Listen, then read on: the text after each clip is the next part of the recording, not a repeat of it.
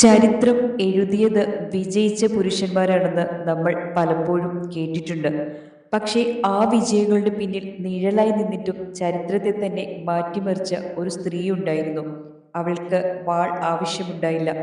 സൈന്യത്തെ മുന്നിൽ നിർത്തിയില്ല.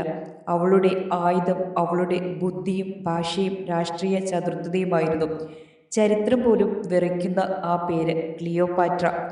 ഈ കഥ ഒരു രാജ്ഞിയുടെ കഥ മാത്രമല്ല, അധികാരത്തിനും പ്രണയത്തിനും വിശ്വാസത്തിനും മരണത്തിനുമിടയിൽ ജീവിച്ച ഒരു സ്ത്രീയുടെ കഥയാണ്.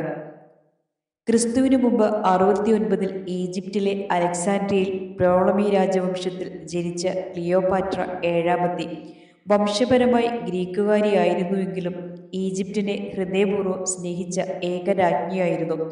ചെറുപ്പത്തിലെ അവൾ ഗണിതവും രാഷ്ട്രീയവും പല ഭാഷകളും പഠിച്ചു. സൗന്ദര്യം മങ്ങുമെന്നും ബുദ്ധി മാത്രമേ ചരിത്രത്തിൽ ജീവിക്കുമെന്നും അവൾ മനസ്സിലാക്കിയിരുന്നു.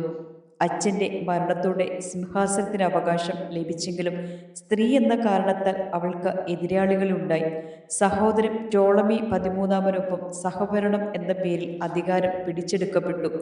ഒടുവിൽ അവൾ രാജ്യത്തു നിന്ന് പുറത്താക്കപ്പെട്ടു. മരുഭൂമിയിലേക്ക് പോയ ആ യാത്ര അവളുടെ അവസാനമല്ലായിരുന്നു. അതേസമയം റോമിലെ ഏറ്റവും ശക്തനായ മനുഷ്യൻ ജൂലിയസ് സീസർ ഈജിപ്തിലെത്തിയപ്പോൾ ക്ലിയോപാട്ര തൻ്റെ ബുദ്ധി ഉപയോഗിച്ച് ഒരു പായയിൽ പൊതിഞ്ഞ് സീസറുടെ മുന്നിലെത്തി.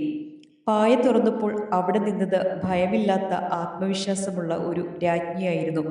അന്ന് സീസർ തോറ്റത് അവളുടെ സൗന്ദര്യത്തോടല്ല, അവളുടെ ബുദ്ധിയോടായിരുന്നു. അവൾ വീണ്ടും രാജ്ഞിയായി. അവർ പ്രണയത്തിലായി. സീസറിൻ എന്നൊരു മകനും ജനിച്ചു. പക്ഷേ ക്രിസ്തുവിന് മുമ്പ് 44 റോമിലെ സെനറ്റിൽ ജൂലിയസ് സീസർ കൊല്ലപ്പെട്ടപ്പോൾ ക്ലിയോപാട്രയ്ക്ക് വീണ്ടും എല്ലാം നഷ്ടമായി. അവൾ ഈജിപ്തിലേക്ക് മടങ്ങി, കൂടുതൽ ശക്തിയോടെ. പിന്നീട് മാർക്ക് ആന്റണിയുമായി അവൾ ചേർന്നു. അത് പ്രണയവും രാഷ്ട്രീയവും ഒരുപോലെ ആയിരുന്നു. അവരുടെ കൂട്ടുകെട്ട് റോമിനെ വിറപ്പിച്ചു. പക്ഷേ ഒക്ടേവിയൻ എന്ന അവസാന ശത്രുവിനെ അവർക്ക് തോൽപ്പിക്കാനായില്ല. അക്റ്റിയം യുദ്ധത്തിൽ പരാജയം അവരെ തേടിയെത്തി. ക്ലിയോപാട്ര മരിച്ചതായി തെറ്റായി കേട്ട ആന്റണി സ്വയം വാൾ കുത്തി മരണത്തിനു മുമ്പ് അവളുടെ കൈകളിൽ വീണു. ഇനി റോമിൻ്റെ തടവുകാരിയായി ജീവിക്കണോ രാജ്ഞിയായി മരിക്കണോ എന്ന ചോദ്യം മുന്നിൽ വന്നപ്പോൾ ക്ലിയോപാട്ര തീരുമാനിച്ചു. വിഷസർപ്പത്തിൻ്റെ കടിയോടെ അവൾ മരണത്തെ സ്വീകരിച്ചു. അവളോടൊപ്പം ഈജിപ്തിൻ്റെ സ്വാതന്ത്ര്യവും അവസാനിച്ചു. ചരിത്രം പറയുന്നത് അവൾ മരിച്ചുവെന്നാണ്. പക്ഷേ സത്യം മറ്റൊന്നാണ്. ബുദ്ധിയുടെ, ധൈര്യത്തിൻ്റെ, സ്ത്രീശക്തിയുടെ അടയാളമായി ക്ലിയോപാട്ര ഇന്നും ജീവിക്കുന്നു. അവൾ ഒരു രാജ്ഞിയായിരുന്നു, പക്ഷേ അതിലുപരി അവൾ ചരിത്രം തന്നെയായിരുന്നു.